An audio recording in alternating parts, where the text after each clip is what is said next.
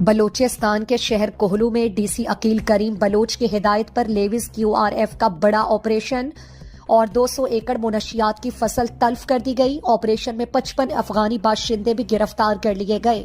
اس حوالے سے leaves line میں لیوز فورس کے رسالدار میجر شیر محمد مری نے پریس کانفرنس کرتے ہوئے کہا کہ ڈپٹی کمشنر کوہلو عقیل کریم بلوچ کی ہدایت پر لیوز QRF نے یونین کونسل پجا کے مختلف علاقوں میں کامیاب آپریشن کر کے سینکڑوں ایکڑ اراضی پر کاشت پوست کی فصل کو تلف کر دیا گیا ہے۔ آپریشن کے دوران 55 افغانی باشندوں کو گرفتار کر لیا جو منشیات کی فصل کی دیکھ بھال کر رہے تھے۔ دشوار راستوں اور پہاڑی سلسلوں پر مشتمل آپریشن میں لیوز QRF کے 136 جوانوں نے حصہ لیا جو کہ 30 گھنٹے تک جاری رہا۔